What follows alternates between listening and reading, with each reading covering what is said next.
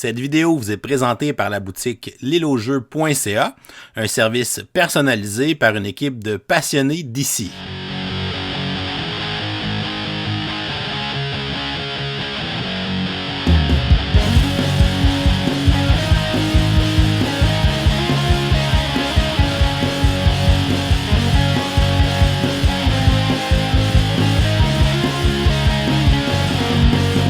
Salut les gamers, bienvenue à Professeur Board Game, je m'appelle David.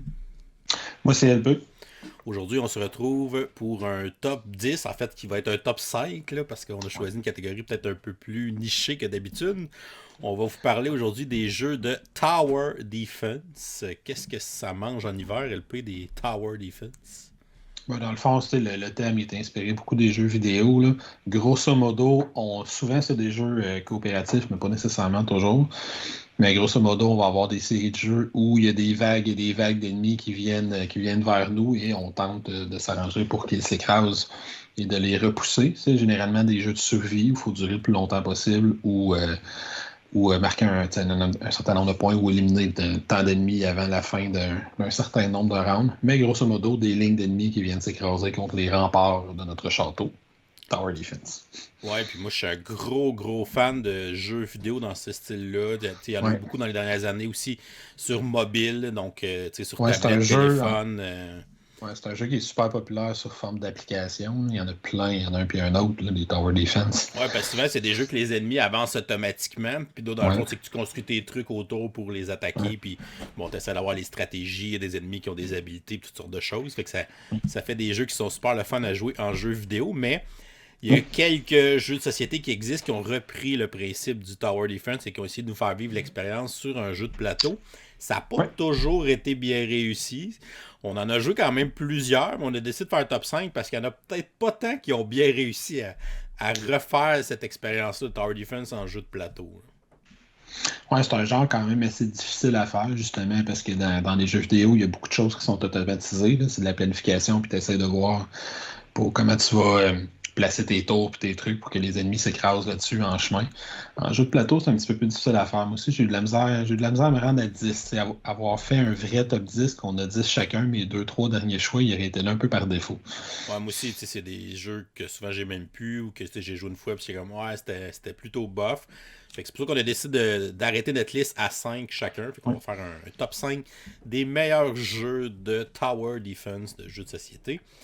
Donc, commençons avec notre numéro 5. Tu peux commencer si tu veux, LP.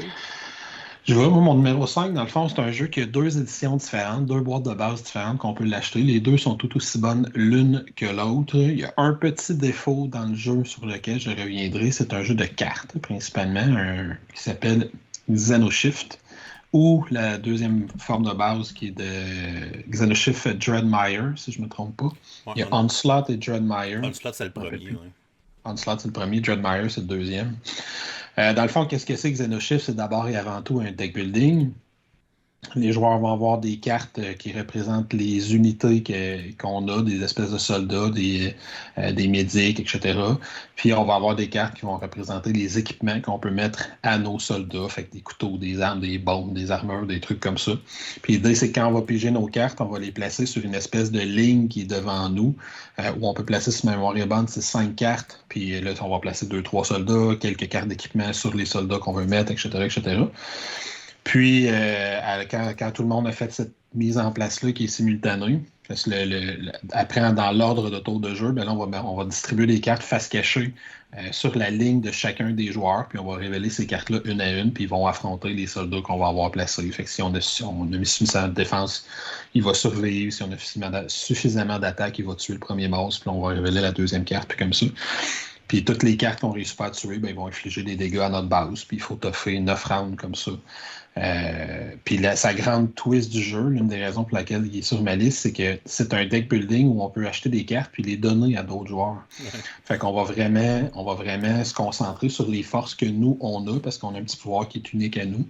Moi, je peux être le gars de l'armurerie, fait que je vais avoir des rabais si j'achète des armures et des armes. Fait que c'est moi, généralement, qui vais acheter des armes de tout le monde, puis je vais les donner aux autres joueurs selon les besoins que chaque joueur en a.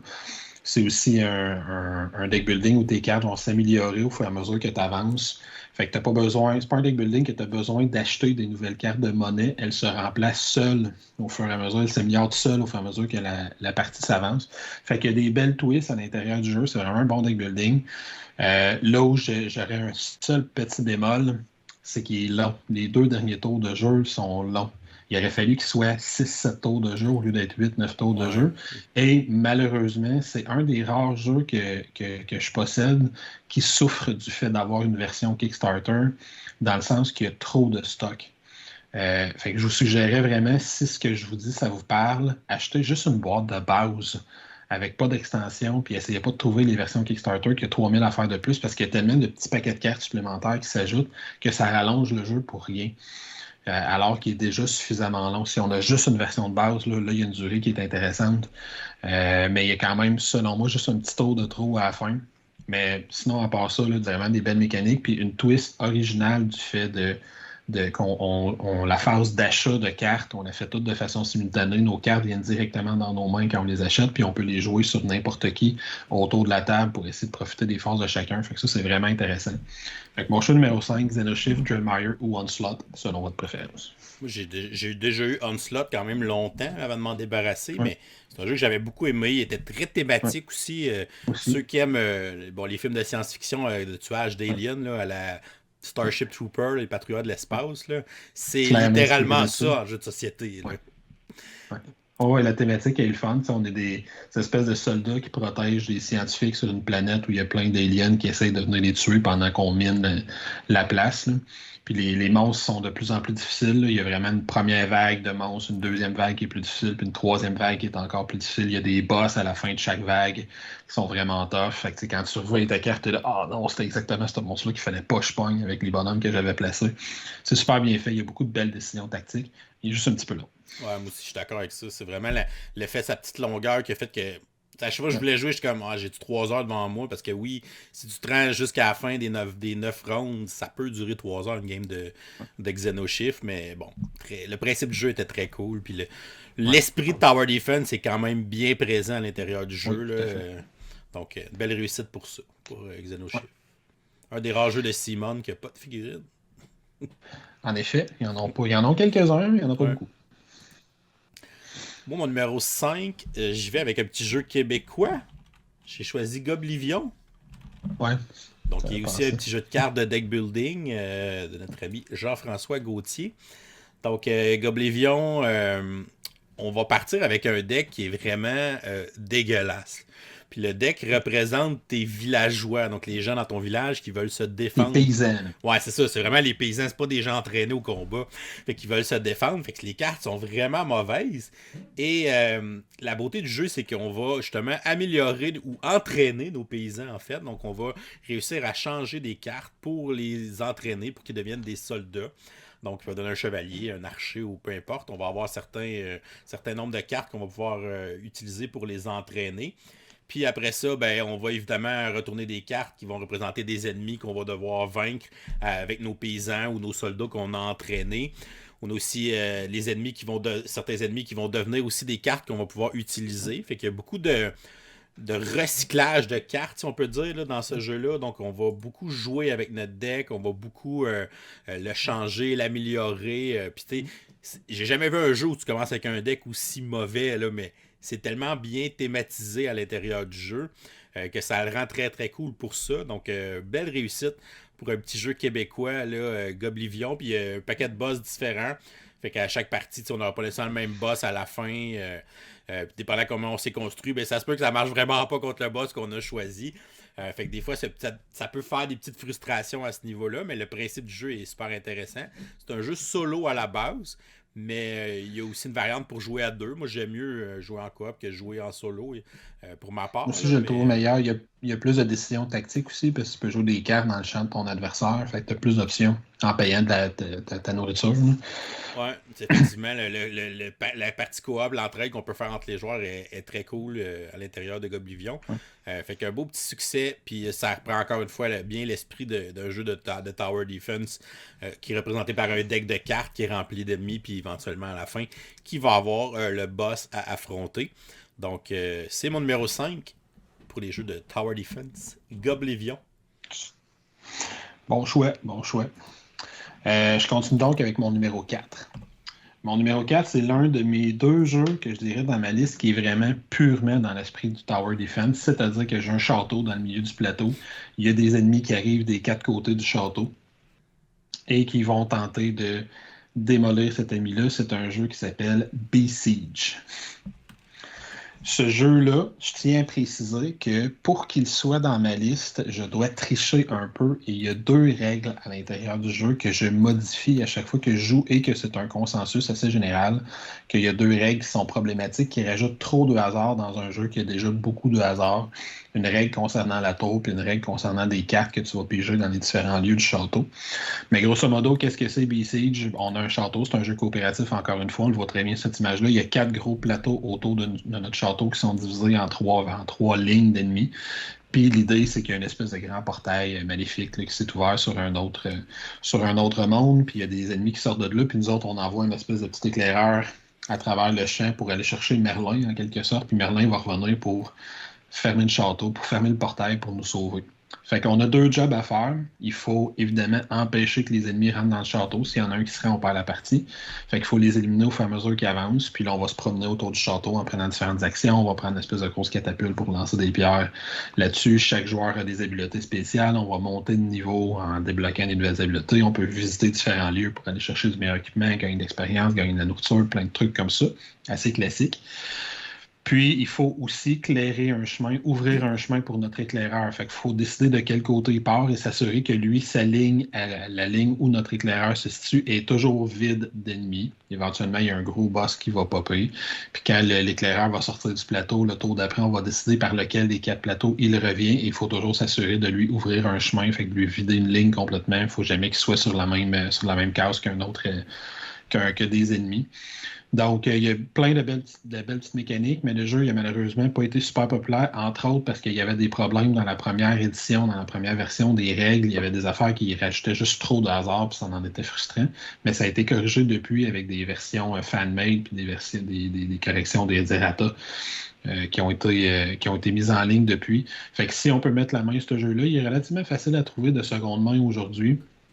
C'est vraiment un beau petit jeu avec du super matériel. C'est du Simon, fait qu'on a plein d'énormes figurines. Puis c'est ça, fait que mon deuxième choix, mon numéro 4, Besiege de Simon, qui est sorti, je pense, en 2016. Fait que c'est quand même un plus vieux jeu. Ben, c'était cool. On l'avait essayé ensemble une fois. Ouais. Le principe de Tower Defense, c'est vraiment là, puis on le ressent. Ouais, parce que les ennemis arrivent de tous les bords, puis il y a plein. Là, t'en as vraiment des grosses vagues à tous les tours de jeu qui arrivent de chaque côté. Là. Ouais, c'est ça. Fait que les décisions sont intéressantes. Qu'est-ce qu'on fait pour justement éclairer le plus d'ennemis, puis les empêcher d'avancer, puis tout ça, puis tout en essayant de faire l'objectif du jeu. Là. Donc, c'est Besiege, avec quelques tweaks, je pense que ça doit le rendre encore meilleur. Oui, il y a vraiment 3 petites affaires. Parce que les gens n'aimaient pas, c'est que quand tu vas. C'est que tes lieux dans lesquels tu vas aller chercher des actions dans le château, ils peuvent s'abîmer à cause que des fois, tu vas fouiller dans un lieu, puis là, tu piges une carte, puis finalement, ton lieu, il y a un feu qui est pogné dedans, qui est détruit. Ouais. Puis le jeu est extrêmement difficile. Fait que les gens trouvaient ça frustrant que en prenant l'une de mes 3 actions de mon tour, ça se peut que je brise le lieu que je suis en train d'aller visiter où je peux aller monter de niveau ou aller chercher de la nourriture. Fait que ça, il faut juste enlever ces cartes-là du jeu. Le jeu n'est pas faisable sinon. Il y avait une règle avec la catapulte que juste la déplacer, la tourner, on avait une chance de rater son action. Fait qu'on avait vraiment le temps, l'impression de perdre son temps si on faisait ça, combiné avec les lieux qui pouvaient s'abîmer. Puis les gens n'aimaient pas non plus que quand on monte de niveau, les compétences qu'on allait chercher étaient aléatoires. Fait qu'il y a eu des affaires qui ont été publiées pour les regrouper par catégorie pour qu'on puisse aller chercher, au moins pouvoir dire je ne déciderai pas 100% de ce que je vais avoir, mais je vais décider si je m'en vais dans le mêlée, si je m'en vais dans l'attaque à distance, dans la magie, dans des trucs comme ça. T'sais. Ouais, puis comme tu dis, le jeu était déjà difficile à la base, c'est qu'il n'y a pas besoin d'un côté hyper punitif avec les emplacements dans le château qui peuvent te chier dans les mains carrément. Exactement. Fait que il est déjà très très difficile à la base, surtout si on rajoute l'extension là-dedans. C'est comme c'était correct comme ça. C'est comme si tu joues un jeu de placement d'ouvrier, puis à chaque fois que tu mets un ouvrier, tu lances un dé, mais si t'as un 2, ben ton action est ratée. Elle est perdue. Ça peut être frustrant. Parfait. Donc voilà, c'était mon choix.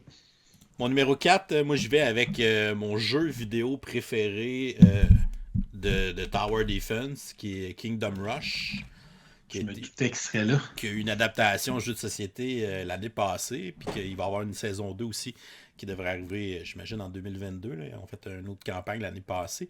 Fait Kingdom Rush, Rush in Time, qui est la version jeu de société. Moi, j'ai fait tous les jeux de Kingdom Rush en jeu vidéo là, sur mon iPad. Les 4 Kingdom Rush. Oui, il y en a 4. Ils sont tous excellents. Donc, j'avais vraiment des hautes attentes quand on a annoncé justement le jeu de société de Kingdom Rush. Puis, j'ai pas été déçu par ce qu'ils ont fait. Ils ont quand même été, je dirais, audacieux avec Kingdom Rush, le jeu de société. Ouais. On peut s'attendre à un jeu de... Bon, c'est un jeu vraiment qui a un chemin où les ennemis vont progresser sur ce chemin-là. Puis nous, il faut les empêcher de rentrer dans notre château. Fait qu'il faut les éliminer avant qu'ils rentrent. Sinon, on perd des points de vie. Puis sur le château puis de points de vie, on perd la partie. On pouvait s'imaginer qu'un jeu comme ça serait un système de combat avec des dés ou un système de combat avec des cartes et des choses assez classiques. Mais finalement, ils sont allés complètement ailleurs. C'est un système d'attaque avec des polyomino. Fait que c'est un jeu de placement de tuiles coopératif de Tower Defense. Les ennemis vont être représentés par des cartes dans lesquelles il y a des cases et il y a certaines cases où tu vois les petits dessins des monstres. Fait que dans le fond, pour éliminer une carte d'ennemi, il faut que tu recouvres toutes les cases où il y a des monstres avec les tuiles de tes attaques. Fait que chaque tour va générer des polyomino. Fait que les tours de magie, les tours d'archer, les tours de soldats, ben ça va être des petits jetons de soldats qui vont aller couvrir des cases directement. Chaque joueur incarne aussi un héros qui est ta figurine, mais ta figurine peut couvrir 4 cases. Fait que quand tu places ta figurine sur une carte, ben, tu vas littéralement couvrir aussi des cases de monstres. Fait que c'est quand même très très cool comme principe. Ton personnage a aussi des petites habiletés que tu peux débarrer, que tu t'achètes avec de l'expérience pour pouvoir avoir des upgrades puis des nouvelles habiletés pendant la partie. Fait que c'est très cool ça aussi.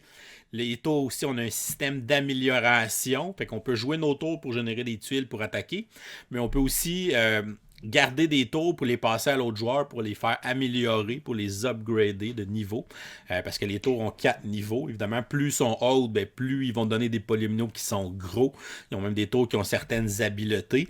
Puis on a des genres de boss ou de mini-boss qui sont des cartes spéciales qui, justement, ça te prend des tours d'un certain niveau pour être capable de les attaquer. Fait qu'il faut que tu gères comment tu utilises tes tours, mais il faut aussi que tu gères comment tu améliores tes tours pour, justement, être prêt à affronter ces boss-là. Puis ces boss-là, ben, des fois, tu vas les attaquer, puis tes tours vont être détruites. Fait que là, faut que tu aies généralement des tours qui vont s'upgrader ou des nouvelles tours que tu vas gagner pour justement avoir des nouvelles tours qui vont arriver après les boss et tout ça. Fait que c'est vraiment un système très intéressant. Il y a un paquet de scénarios dans la boîte de jeu, donc vraiment très cool. Le matériel aussi, un bel insert où toutes les cartes sont rangées, tout ça. Fait que ça se met vite sur la table, même s'il a l'air d'avoir beaucoup de stock. Donc, ça a été une belle réussite. J'ai joué quelques missions quand j'avais eu le prototype dans le temps. Là, j'ai reçu la version Kickstarter. Faudrait que je me relance dedans pour vrai. Puis, en parler, pour vrai, ça me donne le goût d'aller y jouer. Là. Fait que c'est un jeu que j'ai hâte de continuer d'explorer puis d'approfondir. Puis, il est pas facile, lui non plus. Donc, il faut vraiment penser à nos stratégies. Puis, je l'aime beaucoup à 2 joueurs, mais c'est un jeu qui peut aussi bien jouer en solo. Fait que pour ceux qui aiment les jeux solo, ça fonctionne vraiment bien. Donc, Kingdom Rush, le jeu de société, une belle adaptation de ma licence favorite de jeu de Tower Defense en jeu vidéo. Ils ont réussi à faire de quoi de très cool avec le jeu de plateau. Puis il va y avoir la saison 2 qui va arriver cette année, j'imagine, mais je ne vais même pas passer au travers de tout ce que j'ai dans la saison 1. Donc, il est disponible aussi en magasin, fait qu'une boîte de base, c'est en masse de stock aussi. Il existe déjà quelques extensions pour ça. Fait que Kingdom Rush, ce serait mon numéro 4 de jeu de Tower Defense. Bon choix, j'ai bien hâte de l'essayer, j'en ai entendu parler beaucoup de bien. Un jour. Il y a une deuxième campagne, d'ailleurs, qui s'en vient éventuellement. Ben, la campagne est faite depuis longtemps, mais une deuxième boîte de base qui va arriver probablement quelque part en 2022. Ça devrait. Alright. Fait que je vois, tu parlais de jeux difficiles. Fait que mon numéro 3, c'est vraiment sa réputation, la réputation d'un des jeux les plus difficiles dans les jeux coop que je connais. Il y a 2 versions du jeu. Moi, je préfère la version plus ancienne, qui a peut-être des composantes un petit peu moins belles, mais que la thématique me parle davantage. Je parle donc de Ghost Stories et la version plus récente qui est Last Bastion, qui est le même jeu, mais repris avec une sauce médiévale. Générique. générique au lieu d'être fantôme dans la mythologie chinoise, là, que je trouvais très cool, la première version. Fait qu'est-ce qu'on fait dans Ghost Stories? On incarne différents moines qui sont dans un village chinois qui est envahi par des fantômes avec, je me rappelle plus du chef des leaders, de C'est l'espèce de Wu Fang. Wu Fang, qui est leur espèce de leader maléfique là, qui veut transformer toute la ville. Fait qu'il y a plein de façons différentes de perdre. Là, si tout le monde est éliminé, si toutes les tuiles sont tournées, s'il y a trop de fantômes qui se rendent au milieu, il y a des cartes de malédiction qui peuvent être pigées. Puis grosso modo, à tous les tours de jeu, c'est qu'on va flipper une carte d'un deck. Quand c'est à soi de jouer, là, on va tourner une carte qu'on va aller placer sur les espèces de plateaux qu'on voit qui sont autour des 9 tuiles centrales. Les 9 tuiles centrales représentant le village qu'on tente de défendre. Puis ces tuiles-là, ça va être différents fantômes, différents esprits qui vont apparaître puis qui vont faire plein d'effets négatifs, là, qui vont te faire perdre des jetons, qui vont te faire perdre des dés, qui vont faire apparaître des mini de fantômes qui vont avancer vers le village puis qui vont hanter des tuiles.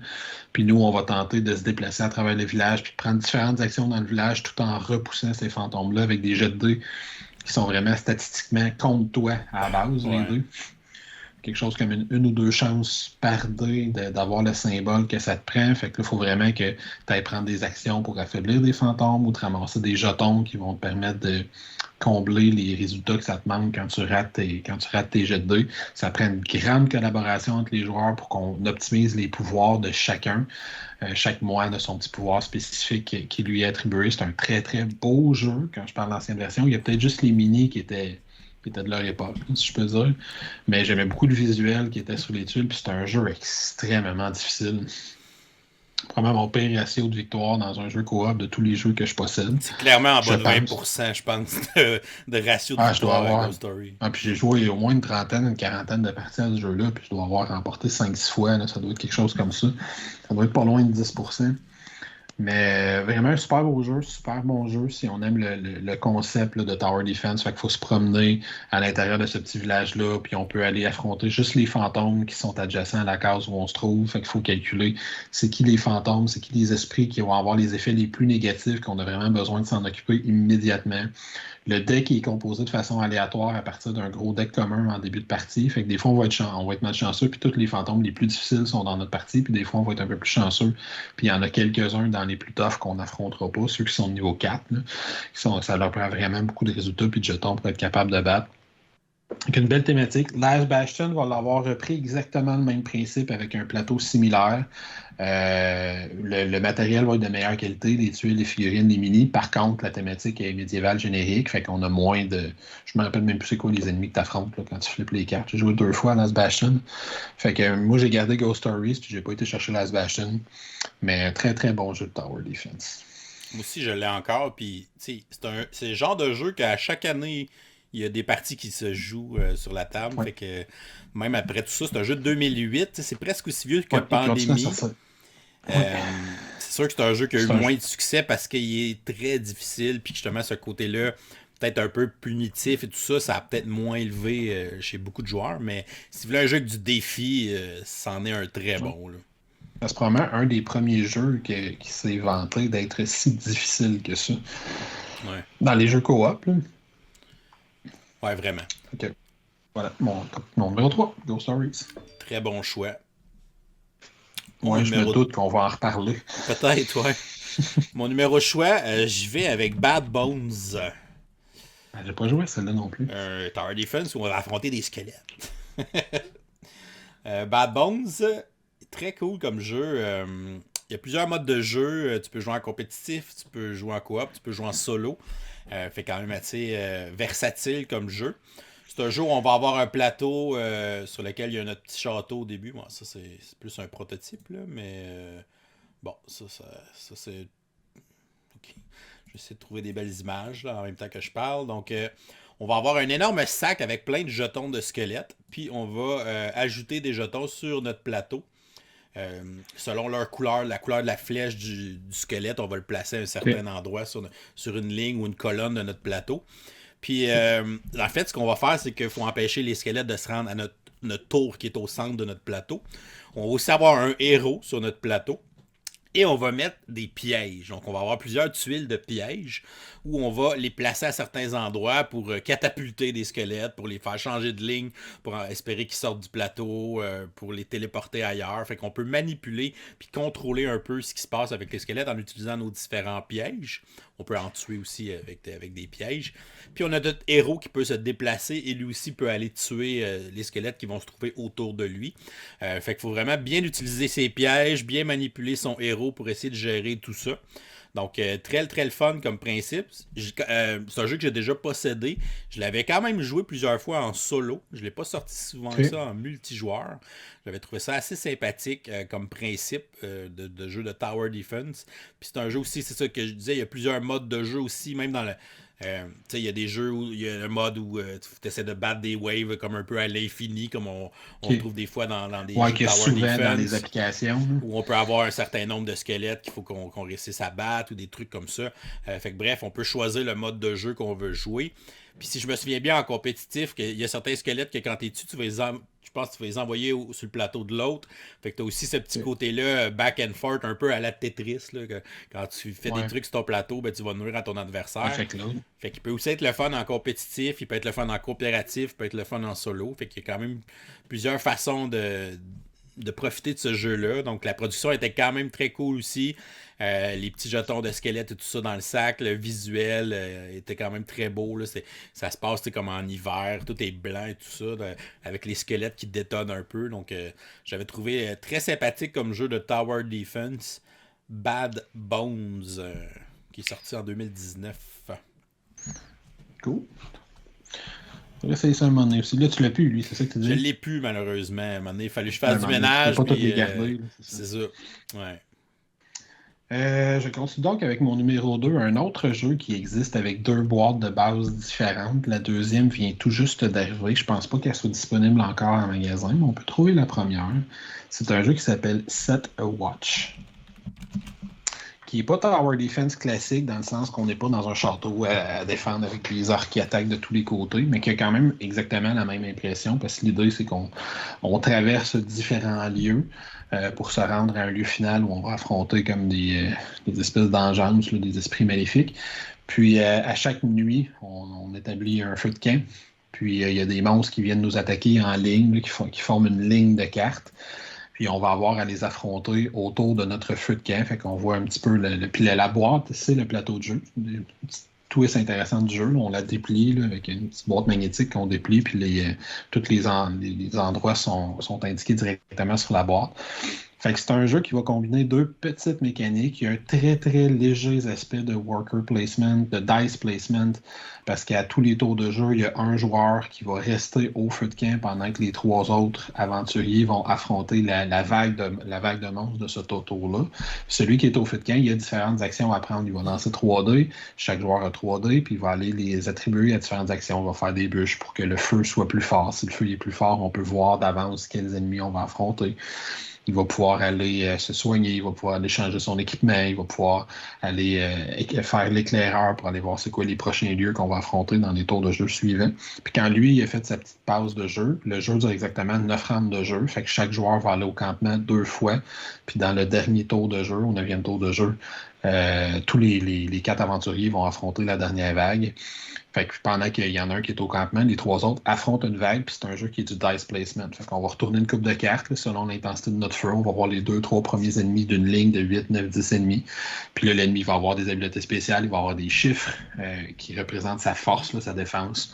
Fait que soit on peut assigner les dés qu'on a directement aux ennemis pour, puis si on dépasse leur chiffre, on élimine cet ennemi-là, puis ça nous en fait un de moins pour ce tour-là. Soit on va attribuer les dés à des habilités qu'on a, qui sont personnalisées, qu'on a sur notre fiche de personnage. Puis là, on va activer différents pouvoirs. Fait que c'est un jeu qu'on a besoin d'une grande communication, parce que c'est difficile de passer au travers une vague au complet sans subir de dégâts. Qu'on a besoin de se parler, puis d'être capable d'utiliser les habiletés de chacun, puis d'aller voir c'est quoi les cartes qui s'en viennent, d'aller repousser certains ennemis, de transformer certains ennemis. Puis il y a plein de classes différentes qui vont faire beaucoup de choses différentes. Puis dans les 2 jeux de base, le principe est le même. Dans la deuxième boîte qui s'appelle Sword of the Coins, en plus, il y a un marchand où on peut acheter des équipements et des systèmes qu'on va amener à l'aventure puis qui vont nous donner d'autres habiletés et d'autres pouvoirs. Fait que c'est vraiment un jeu où on va distribuer une ligne d'ennemis à tous les tours de jeu puis on les retourne les cartes une à une puis on va essayer de négocier avec chacun de ces ennemis-là, de dealer avec chacun de ces ennemis-là pour en repousser le plus possible. Ceux qu'on réussit pas à repousser, on les met dans une pile de côté puis au dernier tour de jeu, tous ceux qu'on n'a pas réussi à repousser dans la partie s'ajoutent à notre dernière ligne. Fait que le dernier tour de jeu est souvent épique et très très difficile si on a eu une coupe de mauvais tours pendant la partie. Fait que un très très bon petit jeu. C'est pas super long à jouer. 45 minutes, 1 heure environ, peut-être 75 minutes. C'est un jeu où il y a toujours 4 aventuriers en liste. Là, fait qu'on va se distribuer les 4 aventuriers. Idéal, un jeu à 2-3 joueurs, là, c'est vraiment parfait. 4 est un peu long. À 2-3 joueurs, il est vraiment sur la coche, comme on dit. Donc, c'est le watch. Puis les deux se mélangent entre eux autres, les personnages et les ennemis. On peut tout mélanger là, si on veut. Fait que très très bon petit jeu, pas super dispendieux. Fait que, voilà, mon numéro 2. En plus, il existe en français. Oui, en effet. Ouais, c'était très le fun à jouer, cette Watch. J'ai bien aimé ça.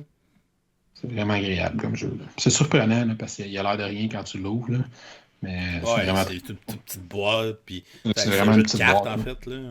Oui, c'est ça. C'est un jeu de cartes avec des dés. Puis ils ont mis des nouvelles twists avec les nouveaux personnages. C'est vraiment intéressant comment les choix que tu as à faire entre utiliser mes habiletés, attaquer directement les ennemis, ou des fois tu peux te blesser volontairement pour utiliser une habileté une deuxième fois, puis des fois c'est la décision qu'il faut prendre qui est difficile.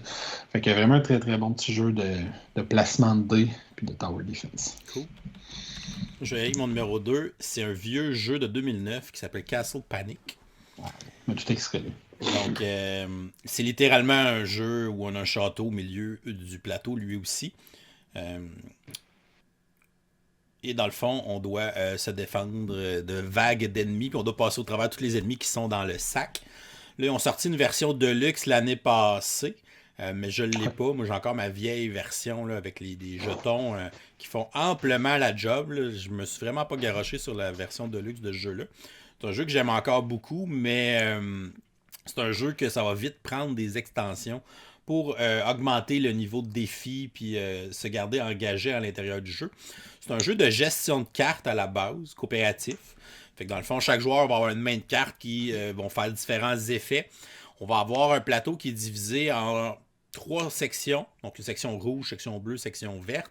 Et chaque section va être divisée en 3 anneaux, en 4 anneaux en fait, selon l'intérieur vers l'extérieur du plateau, qui ont chacun des mots différents, là, dans le fond, selon la proximité du château. Puis on a certaines cartes qui vont affecter une zone très précise. Donc un archer, ben, il va tirer dans une des zones qui est loin, alors qu'un chevalier, un swordman, ben, va attaquer quelqu'un qui est proche du château.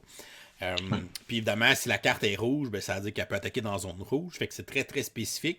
Il y a certaines cartes qui nous laissent un peu plus de latitude à ce moment-là. Puis, dans le fond, on va avoir des ennemis qui sont des petits jetons triangulaires qui vont apparaître dans la forêt à l'extérieur du plateau et qui vont tranquillement de tour en tour avancer vers le château. Fait que c'est à nous d'essayer de les empêcher de se rendre là en les attaquant avec nos différentes cartes. Quand on va attaquer les ennemis, ben, ils vont perdre des points de vie. On va retourner les jetons. Fait que dans le fond, le chiffre qui pointe vers le château, c'est tout le temps le nombre de points de vie qui reste à cet ennemi. Fait que c'est pour ça que les jetons font une très bonne job parce qu'ils sont très fonctionnels et qui permettent une gestion des points de vie facile à faire avec le jeu. Alors qu'avec la version de luxe, ils ont mis des figurines, mais là, tu as des figurines avec une genre de base que tu peux tourner là, pour les points de vie. Mais c'est comme. C'est tout le un peu comme les HeroClix, là. Ouais, un peu comme ça. Là. C'est tout le temps un peu boiteux, là, ces systèmes-là. Puis, quand c'est une compagnie qui est pas habituée de faire des figurines, de se lancer là-dedans, j'étais moins sûr avec la version de luxe. Puis, dans le fond. Mais est-ce qu'elle est disponible, la version de luxe? Ou elle n'est pas encore sortie? Elle n'est pas sortie encore. Elle a été. Ouais, ils ont fait un Kickstarter l'année passée. En fait, ils l'ont fait peut-être 2 fois. Là. La première fois, ça n'a pas bien marché. Ils l'ont annulé. Ils sont revenus après ça. Je ne sais plus trop comment ils ont ramassé. Mais pas encore arrivé en magasin, la version de luxe. Puis le jeu de base, c'est qu'à un moment donné, ben, la variété d'ennemis, elle est très faible. Là, dans le jeu de base, t'as genre 3 sortes d'ennemis. T'as des gobelins, des orques, puis des trolls. Fait qu'après une couple de parties du jeu de base, c'est comme, j'en prendrais plus. Là, puis avec ces 3 ennemis-là qui n'ont pas nécessairement d'habileté ou de trucs spéciaux, ben, le défi va être quand même assez facile de réussir. Fait qu'une fois que tu as réussi, il faut vraiment que tu te lances dans les extensions dans ce jeu-là. Puis c'est un des jeux dans ma collection que les extensions, je pense, l'améliorent le plus. La première extension, tu as genre une tour de mage. Fait que tu remplaces une de tes tours de ton château par la tour de mage. Et là, tu vas avoir un deck de sorts. Fait que tu vas pouvoir aller piocher des cartes de sorts qui ont un paquet d'effets différents. Fait que ça aussi, c'est très cool. Ça ajoute des beaux outils aux joueurs. Et évidemment, mais ça ajoute une tonne d'ennemis avec des habiletés différentes aussi. Fait que c'est déjà là, on ressent un peu plus de challenge avec la première extension. Il y a une deuxième extension qui est comme le titan des ténèbres, là, donc une espèce de méga boss qu'on va devoir vaincre pendant la partie, qui est comme des cultistes qui essayent de l'invoquer sur le plateau. Puis dépendant de quand il va être invoqué, ben, il va être de plus en plus fort et des choses comme ça. Aussi très très cool, puis le défi que ça ajoute est vraiment le fun. Puis le dernier, c'est avec des engins de siège, donc on va avoir une petite gestion de ressources. On va avoir certains jetons qui sont des distributeurs puis si on réussit des alliés en fait. Puis si on réussit à les faire rentrer au château, ben on va générer différentes ressources qui vont nous permettre de construire des engins de siège et tout ça. Pour se défendre. Fait que ça aussi, ça ajoute encore une belle couche de profondeur au jeu. Fait que trois petites extensions. Chacune vont ajouter une belle saveur au jeu, puis surtout nous donner un bon défi, puis augmenter la rejouabilité puis la variété à l'intérieur du jeu. Vraiment de beaucoup. Fait que c'est un jeu que je possède encore après toutes ces années-là. Ça fait quand même longtemps que je ne l'ai pas sorti, mais quelqu'un me dirait hey, on joue une game de Castle Panic, puis je l'installerais puis je serais content d'y rejouer. Fait que ça reprend vraiment bien l'esprit du Tower Defense. Donc, belle réussite. Il y a même une version enfant qui est My First Castle Panic. Castle Panic, qui vient d'ailleurs de sortir en français. C'est drôle parce que Castle Panic n'a jamais été traduit en français, mais la version enfant vient d'être traduite en français. Je pense que c'est Space Call qui vient de le traduire. Mais ils en ont fait d'autres aussi. Moi, j'ai déjà possédé Undead Panic. Qui est la version, on est pogné dans un chalet dans le bois, puis il y a des zombies qui arrivent de partout, mais le principe était le même avec une petite twist. Il fallait sortir et se promener en Jeep autour. Là. Ils ont même fait Star Trek Panic, où c'est au lieu d'être un château, c'est le vaisseau de l'Enterprise. Mais la twist, c'est que le vaisseau peut se déplacer. C'est pas un château fixe au milieu, mais il y a d'autres saveurs, d'autres versions du jeu qui existent, mais de mémoire, je sais plus s'ils ont fait des extensions pour ces stand-alone-là. Ils ont peut-être moins bien marché que le jeu de base. Là. Donc, mon numéro 2, Castle Panic. Parfait. Fait que je termine avec mon numéro 1. Mon numéro 1, je pense pas que ça va te surprendre. C'est un des plus gros jeux que j'ai dans ma collection. T'as-tu déjà deviné, ça doit? Non. Non? Mon numéro 1, c'est un jeu, dans le fond, qui est le plus peu traditionnel des applications de Tower Defense, mais tu vas jouer les deux côtés que tu as dans l'application. Je viens d'allumer. Fait que tu vas développer des unités qui vont aller vers l'ennemi, vers le château de l'ennemi, et tu vas construire des tours pour détruire les unités de l'ennemi qui arrivent vers toi. C'est le jeu Cloud Spire de Chip Theory Games. Fait que celui-là, c'est le truc que j'aime, évidemment. C'est un jeu, dans le fond, qui est séparé. On joue 4 tours de jeu. Il y a un mode solo, il y a un mode co-op à 2, puis il y a un mode compétitif où on peut jouer jusqu'à 4. C'est un jeu qui a les qualités, les composantes habituelles de Chip Theory Games. Fait qu'on va placer différents tapis en néoprène sur le centre de la table qu'on va révéler, puis ça va nous faire une map de combat. On va placer nos forteresses de chaque joueur autour de ça. Chaque joueur a une faction avec ses unités spécifiques à sa faction. À chaque tour de jeu, on va avoir des points de recrutement, du mana à dépenser. Fait qu'on va acheter des items, des unités spéciales, des mercenaires. On va recruter certaines unités. On va décider dans quel ordre nos unités vont sortir. On va construire différentes tours qu'on va placer sur le chemin. Puis ensuite, ce qui est particulier de ce tour de jeu-là, c'est qu'on laisse aller. Fait que nos unités partent, puis un peu comme dans une application, leur déplacement puis leur attaque se fait de façon semi-automatique. On a un peu de contrôle sur qu'est-ce qu'ils vont faire, mais ils sont obligés de répondre à certaines règles. Nos unités, on ne peut pas les parquer quelque part proche de nos tours. Ils vont toujours avancer. Puis les unités de l'adversaire vont toujours avancer. Fait que ça fait toujours un clash incontournable dans le milieu de la map. Puis les unités qui réussissent à traverser, ben, ils vont se faire attaquer par les tours que l'ennemi va avancer. C'est un jeu qui est qu'on va faire beaucoup de calculs sur. Là, il y a quelques dés qu'on va lancer. Les tours vont lancer des dés. Mais sinon, nos unités, si elles ont 3 d'attaque, elle fait 3 de dégâts. Si elle a 5 points de vie, ben je sais qu'à chaque fois qu'elle attaque, elle fait 3, puis une fois qu'elle a reçu 5 points de vie, j'enlève l'unité, puis l'adversaire, comme dans ce genre de jeu-là, l'adversaire va ramasser de la monnaie à chaque fois qu'il tue une unité, puis avec cette monnaie-là, il va pouvoir améliorer sa forteresse, débloquer des nouvelles unités, débloquer des attaques spéciales, des habiletés spéciales. Chaque faction est très, très différente. Dans la boîte de base, on a 4 factions. Il en existe présentement, si je ne me trompe pas, 3 autres de disponibles dans différentes extensions. Le jeu il est relativement facile à trouver en magasin. Il y a plusieurs magasins qui ont une boîte qui traîne de Cloudspire. Par contre, il est très dispendieux parce que c'est un jeu de Chip Theory Games, donc avec des composantes, on le voit à l'écran, de très haute qualité. Là, c'est l'heure classique avec des espèces de jetons de poker. Fait que ton unité, toutes ses habiletés sont décrites sur le jeton, puis son nombre de points de vie, c'est des jetons de points de vie qui sont juste en dessous. Fait que quand tu vois une grosse pile qui arrive très très haute, ben, ça indique qu'elle a beaucoup de points de vie et qu'elle est très très inquiétante.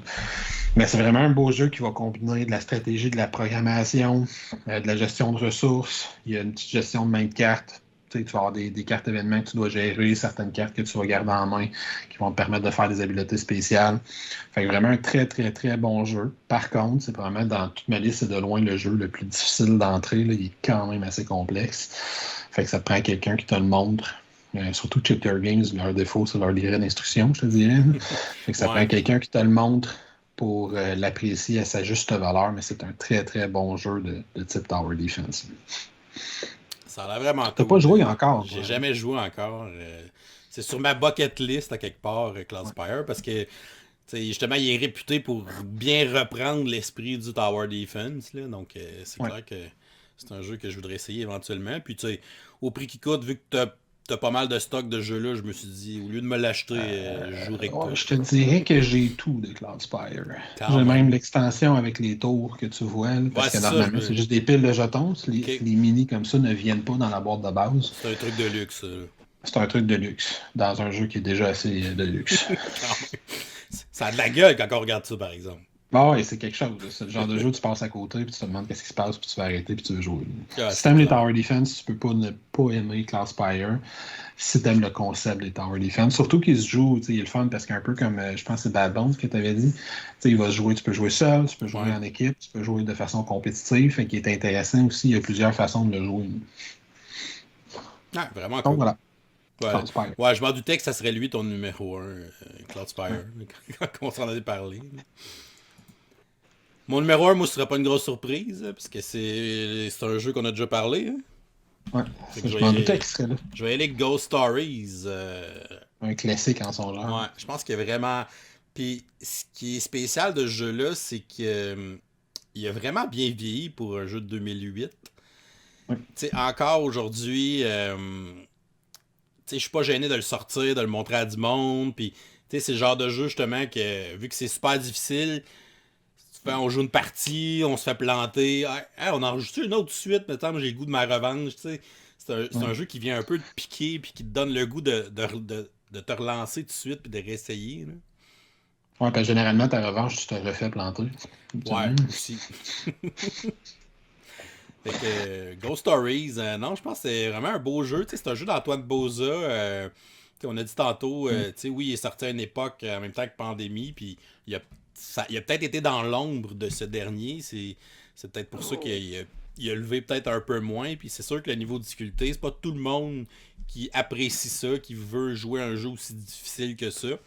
Mais c'est un jeu qui a une certaine courbe d'apprentissage. Puis des fois, il y a des actions qu'aujourd'hui je fais beaucoup, qu'avant je faisais pas du tout. Tu apprends à être un peu plus efficace, à sacrifier certaines choses pour en utiliser d'autres. Il y a certaines tuiles de village. La tuile que tu perds un point de vie pour tuer n'importe quel monstre. Ah ouais, t'as fait. T'as fait souvent. Là, au début, t'es comme j'ai pas le goût de perdre un point de vie. Ouais, mais tu peux tuer un monstre à 4 là, avec ça. C'est comme ça que tu tues les monstres à 4. C'est rare que tu tues avec les dés, les monstres à 4, anyway. Là. Ou que t'as le temps de te ramasser 3 jetons, puis tu te dis le 4e, je vais lancer les dés pour le tuer. C'est rare que ça arrive. Là, donc. Les monstres à 4, c'est souvent de même que tu vas les tuer. Fait qu'il faut pas que t'hésites à aller utiliser les tuiles. Puis la gestion des fantômes aussi, des fois, de pas juste de pas nécessairement aller les tuer, mais de juste les reculer des fois. Puis de gérer ou déplacer un fantôme d'un joueur à un autre. Fait que, parce que nos fantômes s'activent juste à notre tour. Fait que des fois, ben ok, si je change ce fantôme-là, ben là, le fantôme ne jouera pas avant 3 tours parce que là, tu viens de jouer. Fait qu'il y a quand même beaucoup de stratégies à développer, puis c'est vraiment un jeu qu'en jouant, on devient meilleur. T'sais, oui, ça reste difficile, mais on voit pas le puzzle de la même façon après avoir joué beaucoup à ce jeu-là que quand on l'apprend pour la première fois. Là. Ouais, puis tu parlais d'extensions tantôt. Lui, c'est un autre jeu qui possède 2 extensions qui sont excellentes, autant l'une que l'autre. Là. Le premier, c'est White Moon, qui rajoute. Je sais pas si tu as déjà essayé. Chez vous, on avait 6 celles qui étaient tous contre un. Ouais, c'est le fun. Ben, White Moon, tu as une extension, tu as des espèces de piliers aux quatre coins du plateau. Tu vas essayer de. Quand tu fais une action dans le coin sur une des tuiles de coin, tu peux rajouter un cristal dans le pilier. Puis si tu réussis à activer les 4 cristaux, il y a comme un effet puissant qui se fait sur tout le plateau. Tu vas ramasser des reliques, tu as une pile de 3 villageois sur chaque tuile du village. Fait qu'il faut que tu sauves des villageois spécifiquement en les ramenant au centre où il y a un portail où tu les amènes en sécurité. Puis quand tu réussis à sauver des familles de villageois complets qui ont le même icône, tu gagnes des reliques spéciales qui vont donner des pouvoirs spéciaux, des trucs comme ça. Puis tu as une extension où il y en a un qui l'incarne, Fu-Wan. Wufang. Wufan. T'en as un qui l'incarne. Fait que le jeu il est un peu plus facile. De base, il adapte les règles pour qu'ils soient un petit peu plus faciles parce que s'ils font juste donner plus de pouvoir aux méchants, le jeu va être impossible. Sauf que là, il donne des options aux méchants. Fait que c'est lui qui va décider quand on pige la première carte du paquet. C'est lui qui décide où il la place. Il n'est pas obligé de la placer sur le plateau du joueur actif. C'est lui qui décide où il s'en va. Lui, il peut se débloquer des pouvoirs. Puis il y a tout un souterrain en dessous du village où tu as un autre plateau sur le côté où les moines ils peuvent descendre puis aller affronter les sbires du vilain pour l'affaiblir. Fait qu'il y a vraiment 2 très belles extensions aussi. Puis c'est un jeu qui est quand même encore disponible. Je me trompe pas. Il est facile à trouver, Ghost Stories, je crois. Je sais pas s'ils l'ont ben là, vu qu'ils ont imprimé Last Bastion, je pense pas qu'ils l'ont réimprimé récemment, mais c'est un jeu qu'on peut trouver dans l'usager, je pense. Neuf, Ouais, il doit pas être si difficile que ça. Il doit être un peu plus dur à trouver neuf, mais il en reste sûrement dans quelques boutiques. Là. Ouais, probablement. Mais sinon, tu sais, Last Bastion, c'est 90% le même jeu. Là. Ils ont tweaké quelques règles. Ils ont simplifié la gestion des fantômes. Ça est quand même bien pensé dans Last Bastion. Mais sinon, le reste, c'est identique. Ouais.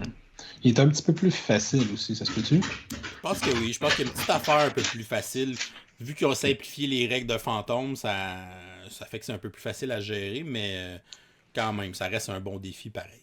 Ouais, c'est ça. Fait que si on trouve pas Ghost Stories, on peut toujours se rabattre sur Last Bastion.